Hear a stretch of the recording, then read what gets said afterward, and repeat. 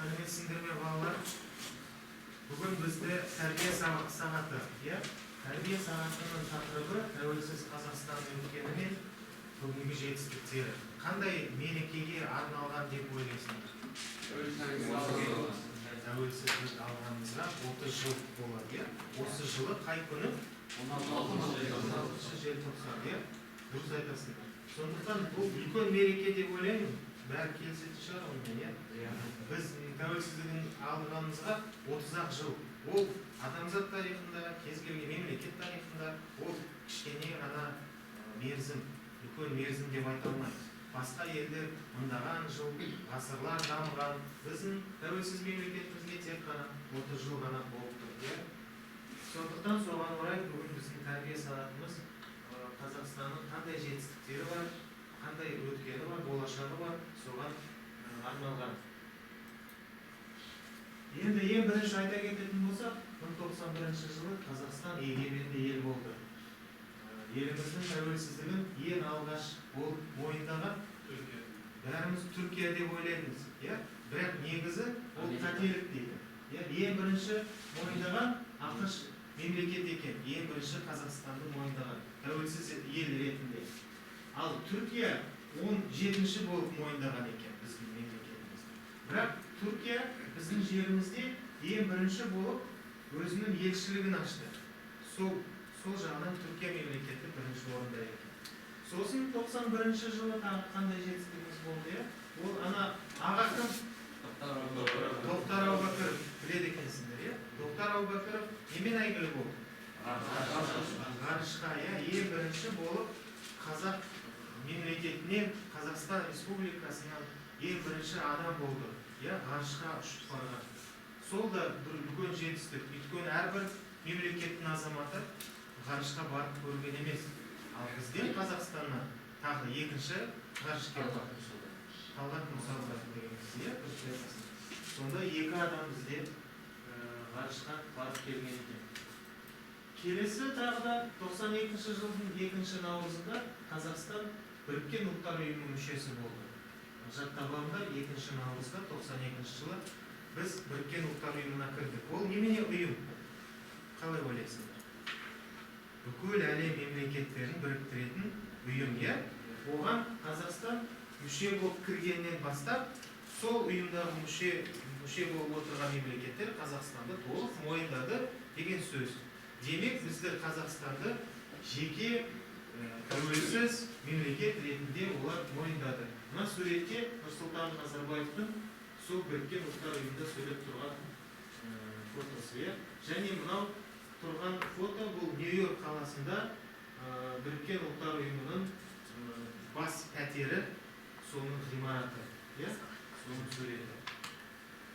Сосын сол жылы тағы да Қазақстан Республикасының мемлекеттік туы, мемлекеттік елтаңбасы және мемлекеттік әнұран туралы заңға қол қойылды. Ана жерде көретіндей, біздің туымыз да, елтаңбамыз да, гимніміз да бәрі осы жерде белгіленген. Енді бұл туралы айтатын көп емес, барлықтарына белгілі, мектепте де оқыдыңдар. Бұл біздің ең басты еліміздің нышандары, рәміздері, мемлекеттік рәміздері. Келесі тоқталатын болса, ол 93-ші жылдың 28-ші қаңтарында тұңғыш ата заң қабылданады. Ол бірінші біздің конституциямыз. Қазір ол жоқ ол конституция.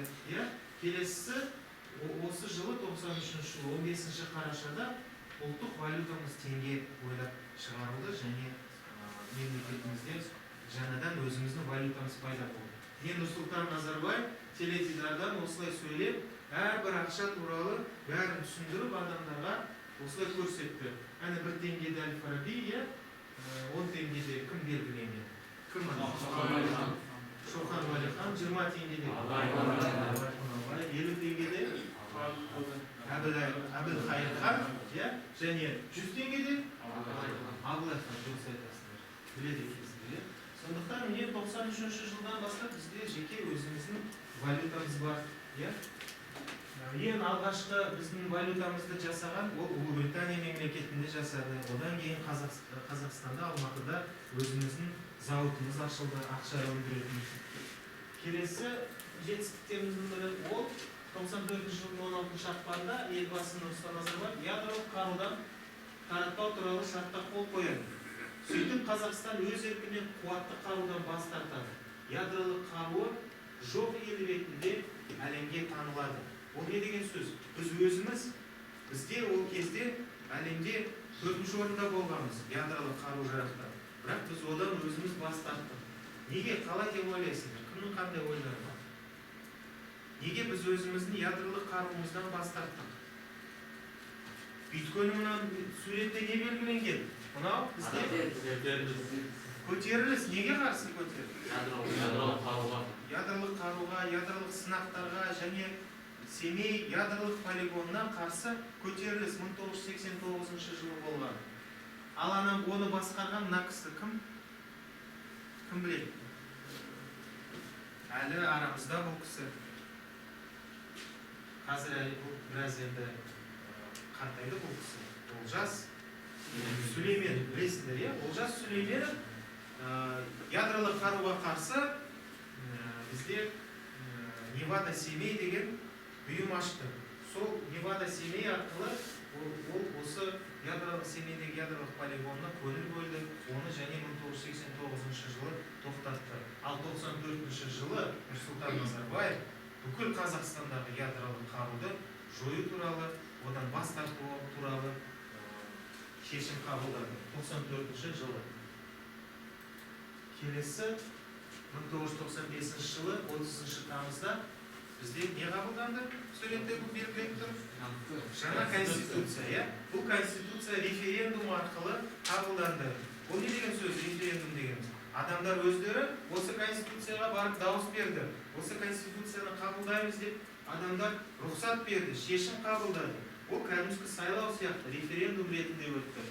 5 қыркүйек күні күшіне енді 9 тараудан 98 баптан тұрады.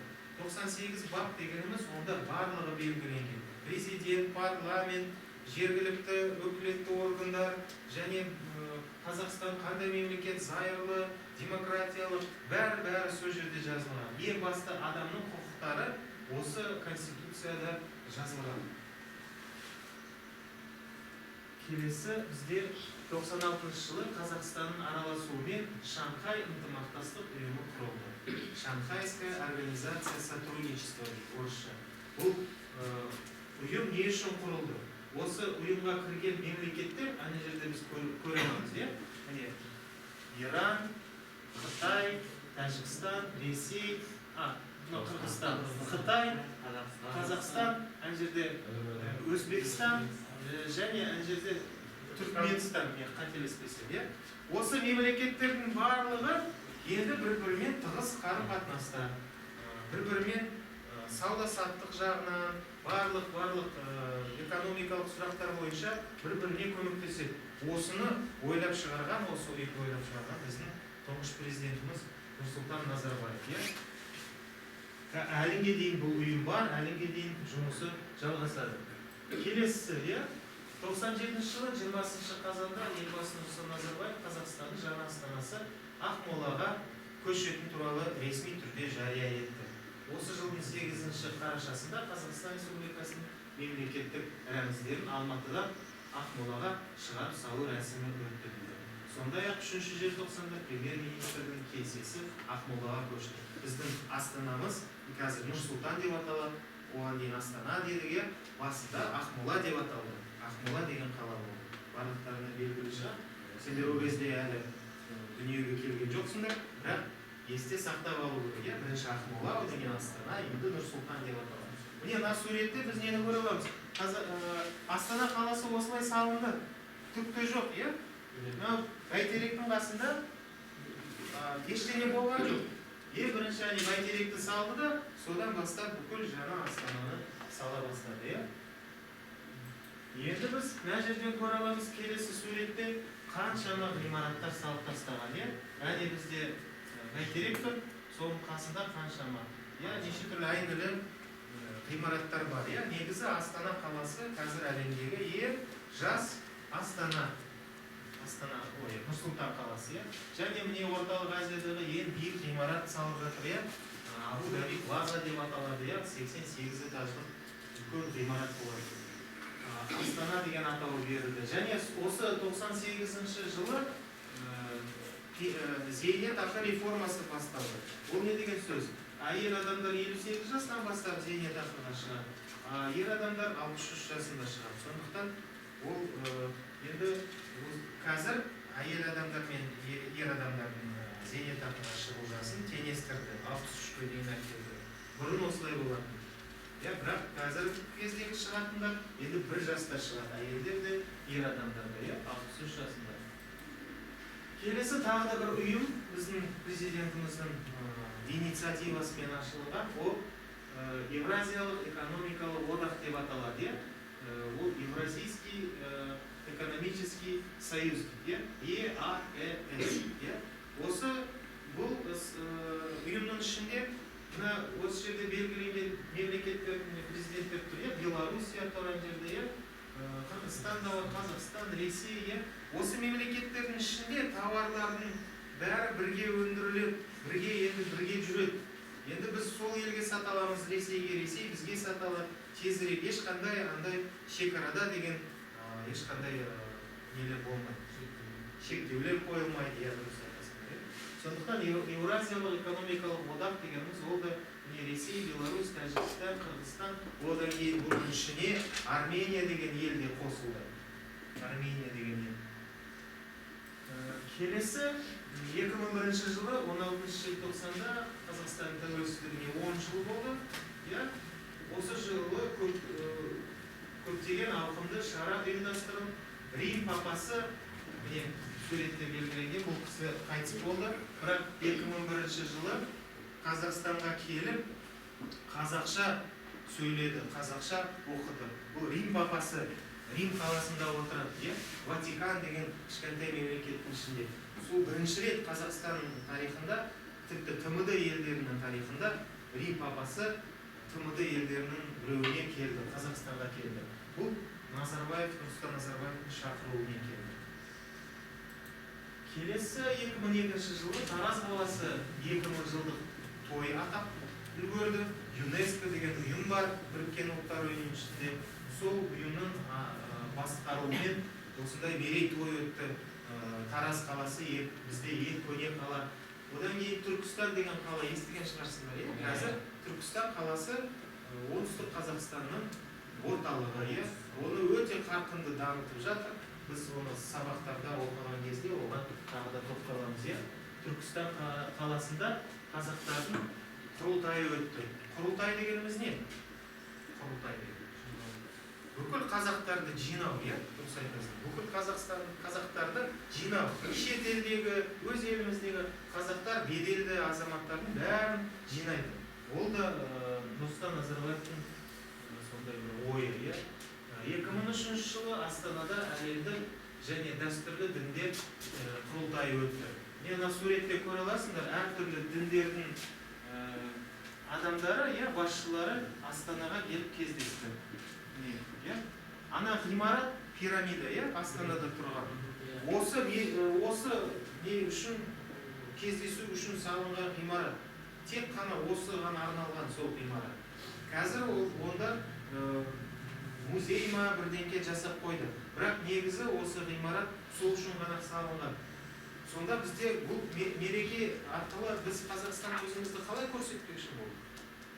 Бізде бүкіл діндер бар екендігін, бүкіл дін өкілдері бейбітшілікте өмір сүреді, ешкім ешкімге қиянат көрсетпейді деген мағынада осындай бізде үлкен шара өткізілді. Ал 2004 жылы 24 желтоқсанда Ақорда деген резиденция ашылды. Ақордада кім отырады? Президент отырады. Қазір кім отырады? Қасым-Жомарт Тоқаев. Сондықтан бұл өте үлкен ғимарат. Мүмкін көрген шығарсыңдар Астанада болғандарын. Оған қатты жақындай алмайсың, бірақ алыстан да қарағанның өзінде де өте үлкен бұл көрінеді. Ең әдемі ғимараттарының бірі ғой Қазақстанда. Содан кейін тағы да тұңғыш президент музейі бар бізде Астанада, барсаңдар көруге болады. Онда біздің тұңғыш президентіміз Нұрсұлтан Назарбаевқа сыйлықтарын бәрін бірнеше этажға қойып тастаған. Сыйлық өте көп Нұрсұлтан Назарбаев. Сол үшін арнайы музей ашылды. 2005 жылы Конституция шеңберінде тағы сайлау өткізілді. Онда әрине біздің тұңғыш президентіміз Нұрсұлтан Назарбаев та қатысты, және ол ең көп дауыс жинады, 91% дауыс жинады. Ол 2005 жылы болды. Сендер туған кезде, раз мен президент сайлауы. 2006 жылы әнұранның жаңа әнұран жазылды. Онда Нұрсұлтан Назарбаевтың несі, тексті бар, өзінің сөзін жазған Нұрсұлтан Назарбаев болды. Әне жерден көре аласыңдар, бұл. Әні Шамшықалда яқын, одан кейін де онда менің жерім, менің елім деген сөздер болады. Одан кейін менің елім деп өзгертілді. Ол да содан кейін болды. Негізі біздің әнұранымыз басқа болған, оны сендер білмейсіңдер. Жақсы, келесі 2007 жылы Қазақстан халқы үшін аса маңызды мәдени мұра бағдарламасы екінші кезеңі жүзеге асырыла бастады. Мәдени мұра дегеніміз өзіміздің тарихымызды сақтап қалу мақсатында әртүрлі музейларға ақша беру, одан кейін археологиялық зерттеулерге ақша бөлу, осының бәрі көріп тұрсыздар, 5 миллиард теңге бөлінген. Бұл біздің тарихымызды ұмытпас үшін, тарихымыз өте бай біздің, Қазақстанның. Келесі 2008 жылы 6 шілде, қандай күні жазылды? Астана күні, Астана күні. День столицы дейді, 6 шілде. 6 шілде және біздің тұңғыш президентіміз Нұрсұлтан Назарбаевтың несі? Туған күні, білесіздер. Соған арнап, мына жерде қазақ елі деген монумент ашылынған. Мынау бізде Қазақстан деген ғимарат ана жерде орналасқан. Онда бізде қазір неше түрлі кездесулер өткізіледі.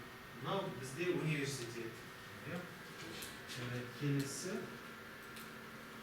2009 жылы Қазақстан тәуелсіздігіндегі екінші халық санағы өтті. Қазірде санақ болып жатыр, білесіңдер, мүмкін естіген шығарсыңдар. Сендер еде келеді үйлеріне санақ жүргізеді, сондықтан ал 10 жыл бұрын, 11 жыл бұрын, 2009 жылы, міне қаншама адам болған Қазақстанда? 16 миллион адам болған екен. Қазір Қазақстанда 19 миллион адам, 3 миллионға көбейді. Оның ішінде қазақтар 10 миллион, орыстар 3 миллион, 700 мың, өзбектер де бар, 457 мың, украиндықтар да бар. Қазір біз енді жаңа санақ өткізгеннен кейін дәл осындай кестеге жазады. Сонда 99 болады, 2009 болады, және 2021 болады. Сонда біз не көре аламыз? Қаншама халық көбейгенін және азайғанын көре аламыз. Санақ ол өте маңызды нәрсе. Санақ өткізілген кезде тек қана адам санын санау емес, олардың өмірі туралы білу, немен кім қандай жұмыс істейді, кім немен айналысады, соның бәрін біледі, халық санағы кезінде. Келесі әлемде Европаның қауіпсіздік және ынтымақтастық ұйымы деген ұйым бар. ОБСЕ, Организация по безопасности и сотрудничеству в Европе деген. Сондай ұйымның басшысы болып 1 жыл Қазақстан болды, төраға болды Қазақстан. Және 91 жылы Түркияда өткен саммиттен кейін ешкім саммит өткізбеген.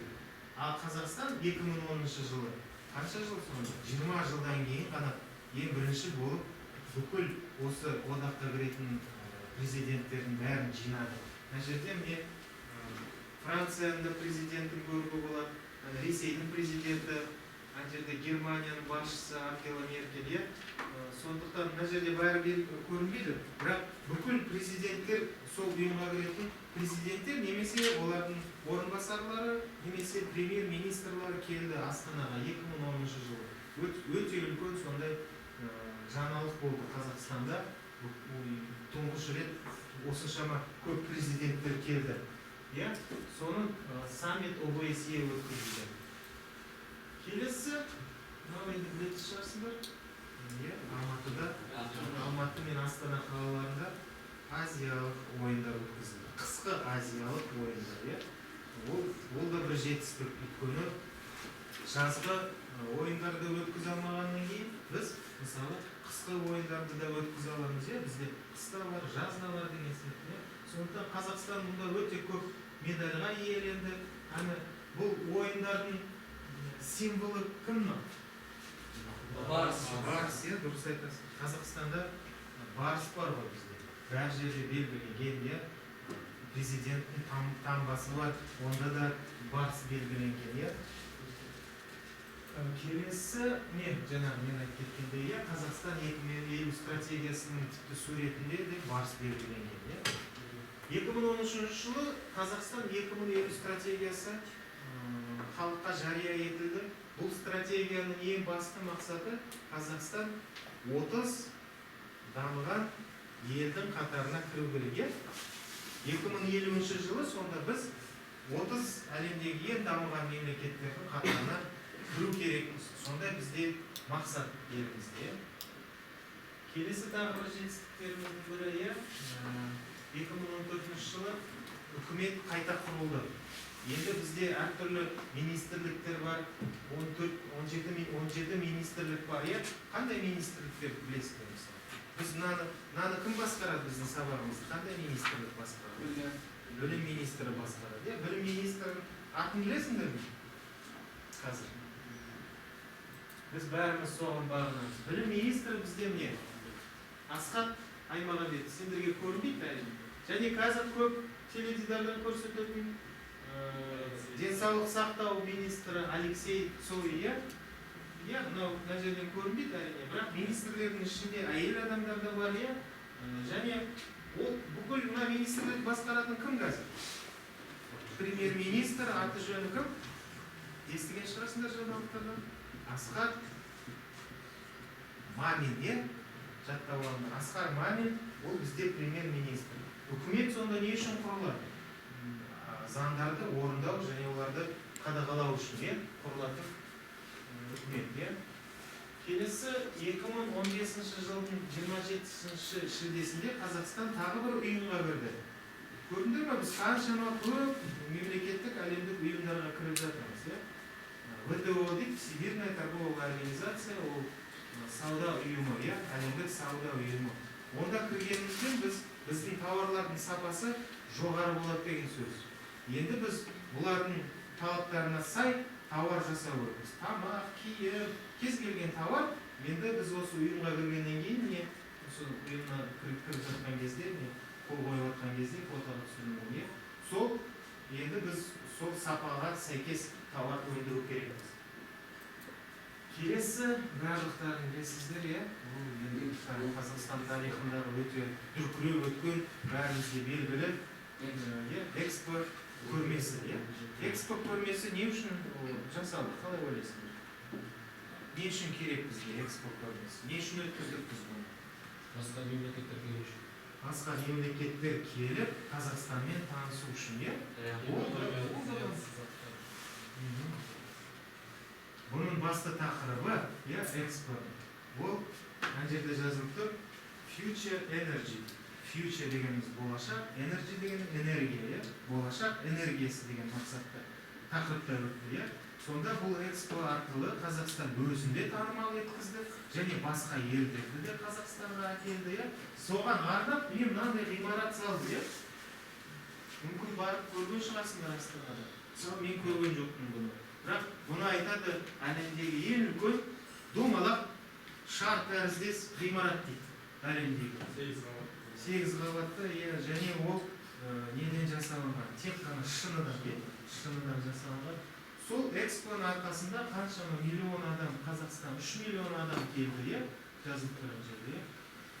Ол адамдар басқа елден келіп, Қазақстанды көріп, Қазақстанмен танысты. Және онда ең бастысы ол қазіргі кездегі энергияның жаңа түрлерін көрсетті. Ол су, жел, одан кейін электр энергиясы, күн энергиясы, соның әртүрлі нәрселерді сол жерде ойлап шығарылған нәрселерді сол жерде көрсетті. Келесі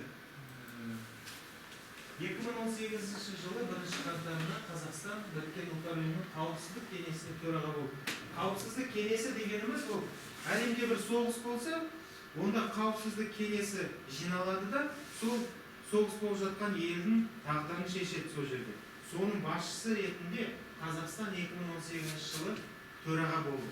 Сонда ең басты әлемдегі соғыс болып жатса, соны шешетін, қарастыратын Қазақстан болды. Бір жыл біз сонда төраға болдық. Мынау міне Біріккен Ұлттар Ұйымының басшысы отыр, міне Антонио Гутерриш деген Португалиядағы адамы. Және міне қасында Нұрсұлтан Назарбаев ар жағында әне кім отыр? Дариға Назарбаева қандай қызмет атқарады қазір? Сенат төрағасы, иә? Сенаттың басшысы деп айтуға болады. Келесі 2019 жылы қандай бізде кім қуанып тұр мына жерде? Неге қуанып тұр? Назарбаев покинул пост президента и новым президентом в ходе выборов стал Касым-Жомарт Токаев, да? Он до этого был председателем Сената, а потом стал президентом. Набрал 70% голосов. Касым-Жомарт Токаев Нұрсұлтан Назарбаевпен бірге болды. Ең біз тәуелсіздігімізді алғаннан бастап осы күнге дейін қасында болды. Касым-Жомарт Токаев жаңа мен айтып кеттім ғой, Біріккен Ұлттар Ұйымы жаңа көрсеттім ғой. Соның басшысының бірінші орынбасары болды. Ойлаңыздаршы, сонда әлемді басқарып отырған Біріккен Ұлттар Ұйымының ішінде біздің Касым-Жомарт Токаев, біздің президентіміз бірінші орынбасар болды. Ол да үлкен жетістік. Ешкім болған жоқ. Россия президенті болған жоқ. Американ президенті ондай лауазымда болған жоқ. Ал біздің президентіміз Біріккен Ұлттар Ұйымында ең бірінші орынбасар болды. Сондықтан бізге осындай 2019 жылы сайлау өткеннен кейін Касым-Жомарт Токаев президент болды. Келесі, енді қазір мен сендерге мынандай плакаттар таратам, латынша. Соған біз сурет салу керекпіз. Бұған біз мына жерге бірігіп отырайық. Жаңағы мен айтып кеткен өздерінде мүмкін қосатындарым бар шығар. Қалай ойлайсыңдар? Осы жетістіктерді сурет қалай белгілеуге болады? Сондай сендерге тапсырма. Топ-топқа бөлінгенсіңдер, бірігіп отырып садитсіңдер. Бекзат, мерей, мына жерге отырасың. Біреу мына жаққа, біреу мына жаққа.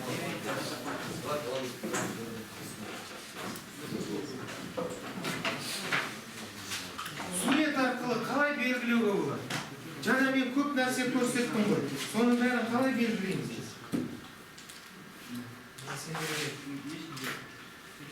Салатын инструменттер. Енді бұған енді көп уақыт берілмейді. Бір 5 минуттың ішінде өз ойларыңды сөйлесіп, тұжырымдап, қандай сурет салуға болады? Какой можно рисунок нарисовать, чтобы показать, как Казахстан сала беріңдер, как может. Қалай сала аласың? Кто из вас хорошо рисует? Как хотите, так рисуйте. Не обязательно красиво, главное выразить. Бәйтерек емес, тағы да қандай ойлар бар? Бәйтеректен басқа, Астанадан басқа жетістіктер жоқ па бізде? Қандай тағы да ойлар? Жаңа мен не көрсеттім ана жерде? Қазақстан тарихына экспо көрсеттім, тағы да қандай суреттер салуға болады?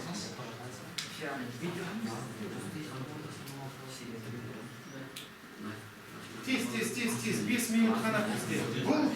Бұған баға қойылмайды. Қалай салғыларың келеді, сала беріңдер.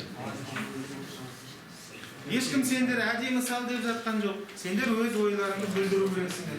Қандай сендерде сурет арқылы ойларың бар? Мерей, давайте салыңдар. Тезірек. Бізде 5 минут уақыт бар.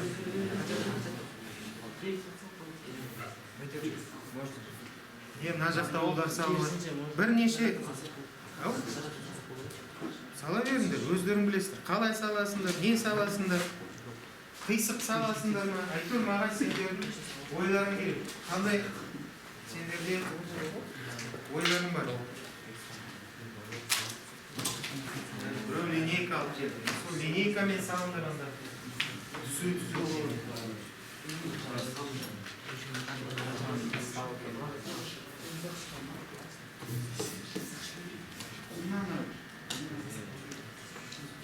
Кандай Казакстандын жетістіктері? Я?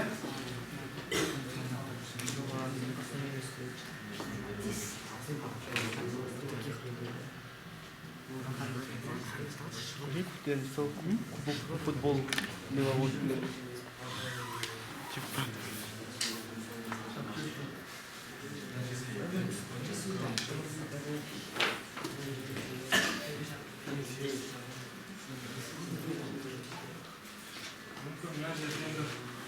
Сурет көріп қаласыңдар мен.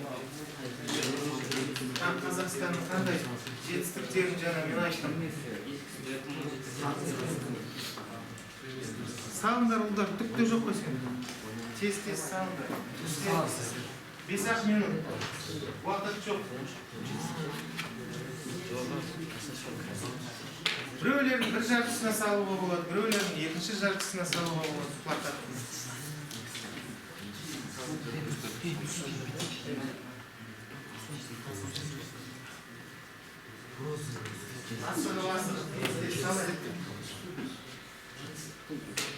Тіпті бір сурет онда салып қойыңдар, уақыттығыз.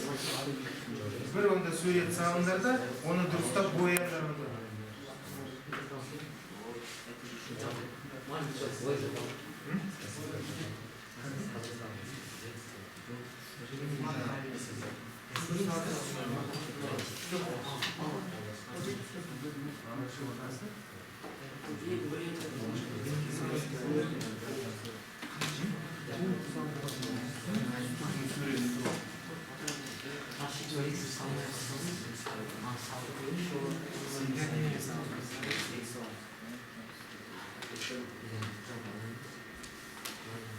Біреулерін бұлай бояндар.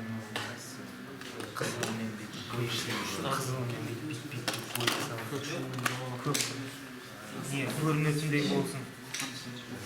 Біз бұны фотоға түсіремізді жібереміз.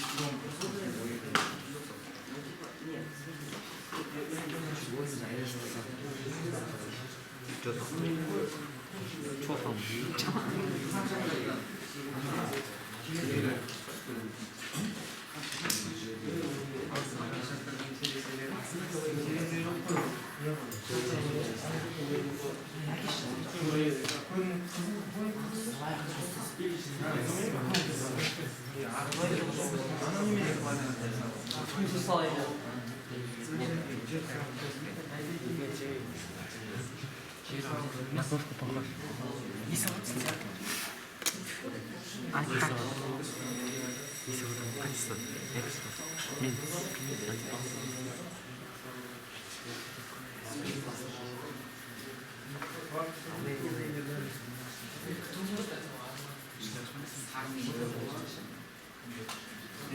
Бір-екі минут қалды, тез-тез бітірейік, салып бітірейік, тезірек.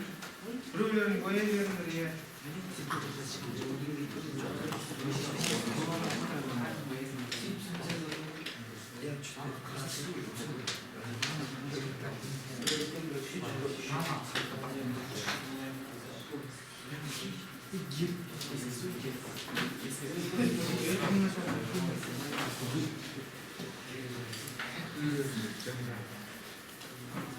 Мына жақта уже бірнеше сурет салып тастады. Сендер әлі бір сурет салып жатсыңдар. Сендерде тезірек асығып бітіру керек.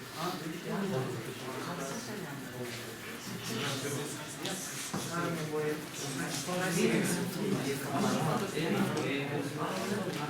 Сары бар ма сендер?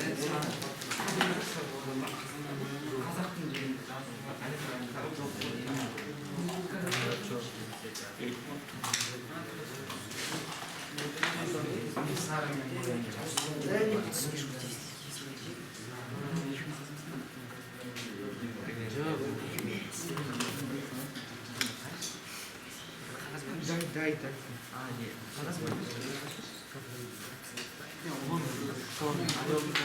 Әні тұр салам десен.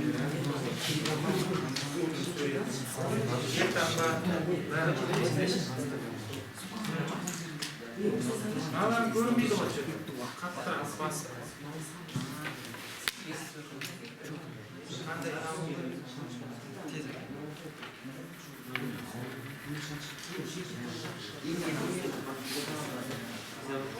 экспоның ортасына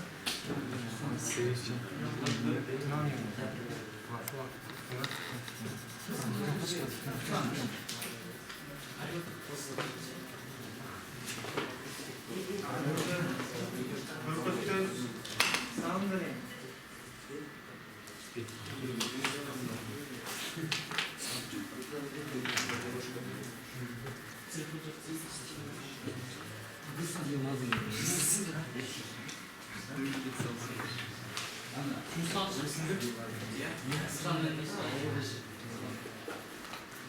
Табиғат сағын жетістіктерге жата ма табиғат? Табиғат бізге табиғат өзі бере салды. Біздің жетістігіміз жоқ. Қандай? Қоңыр бар ма? Міне қоңыр ма? Ана қоңыр керек. Қоңыр ма?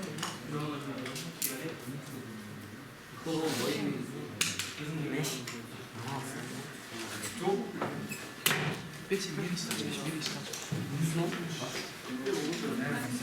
Экспалар бітпей қойды. 2017 жарайды, не обязательно прям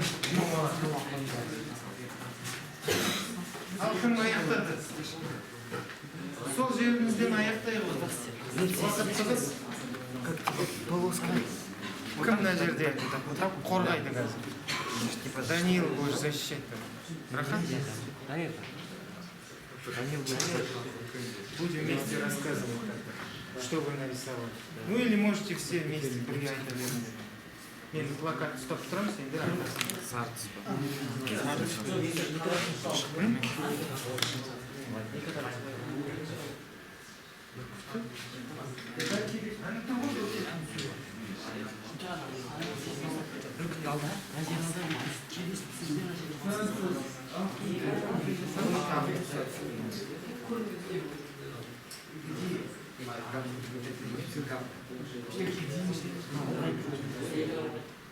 Кім? Аян? Аян. Жоқ.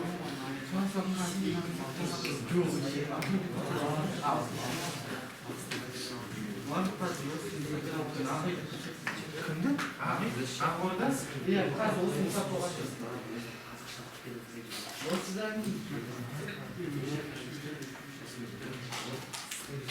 Не ақорда? Бұл өте қиын.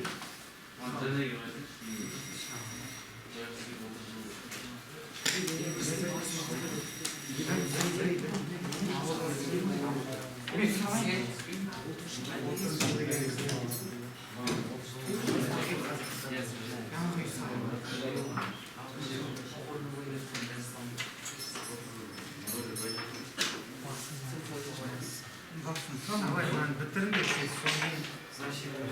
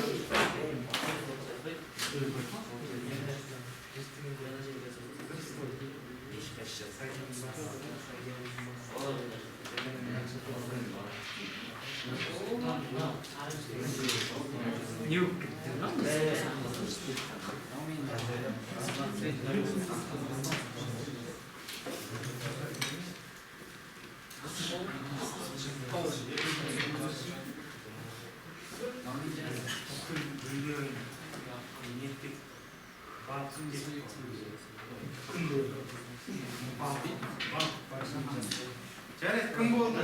Кім? Аяқтады. Сендер аяқтадыңдар ғой, уақыт тығыз. Уақыт бәрі тығыз. Тез-тез суретке берілмей.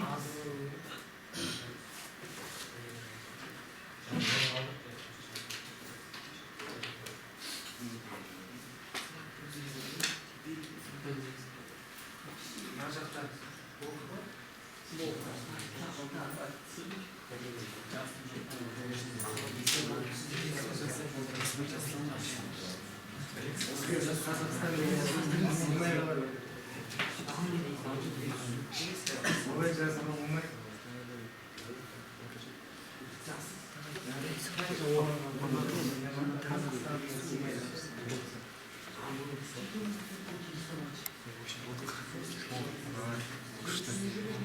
Штрихтау.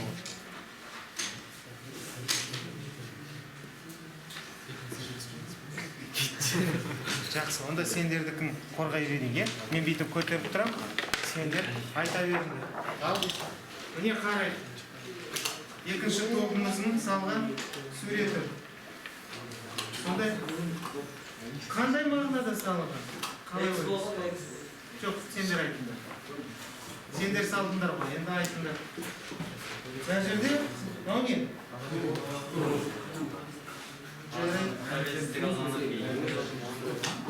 Тәуелсіздігіміз.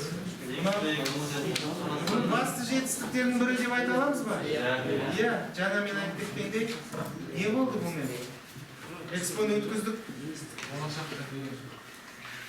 Болашақ энергиясы деген тақырыпта өтті, иә? Қазақстан өз-өзін жария етіп көріп тұрсыңдар ма? Иә. Көгершін бейбітшілік белгісі. Ақ көгершін ол соғыс болмау, бейбітшілік деген мағынада, иә? Тағандай сурет. Бұл сендердің суреттерін сонда Қазақстанның тәуелсіздігіне 30 жылдығына арналған деп айтамыз, иә? Болды ма, тағы қосатындар бар ма? Сурет салу ұнады ма сендерге? Экспоны күшті салыпсыңдар, иә? Келесі тобымыз, үшінші тобымыздың суреті.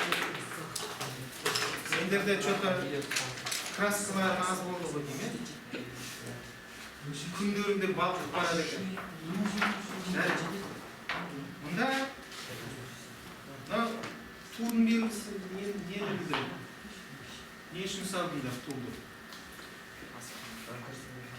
Почему нарисовали? Флаг Казахстана. Қандай мағына? Тәуелсіздік, иә? Қазақстанның ең бірінші белгісі ол ту ғой. Сендер басқа шет елге барғанда Қазақстан туын көрсеңдер, патриоттық сезімдер ояна ма? Оянады ғой сразу. О, Қазақстан туы анам қара дейсіңдер, иә? Солай ғой. Тіпті футбол көріп отқан кезде анда-санда Қазақстан туы да көрініп қалады ғой. Басқа елдерде, біздің қазақтар жүрген кезде барлық жерде өзімен бірге Қазақстанның туын тасып жүреді. Иә, бәр жерде бүйтіп көрсетіп жүреді. Мынаның бәрі Қазақстан туы деп айтуға болады. Және көп емес, бірақ мағынасы зор деп айтуға болады. Және мына жерге 100 теңгені сал қойыпсың. Сонда неше теңге болды? 250 теңге сал қойыпсыңдар, иә? 250 теңгелерім бар деп айтуға болады, иә? Теңге де ол біздің ұлттық валютамыз, ол да бір Қазақстанның үлкен жетістігі. Кейбір елдерде өздерінің валютасы жоқ, бізде бар. Және Қазақстан валютасы ең әдемі валюталардың бірі қазір әлемде. Жақсы. Енді үшінші топ, бірінші топ әкеліңдер.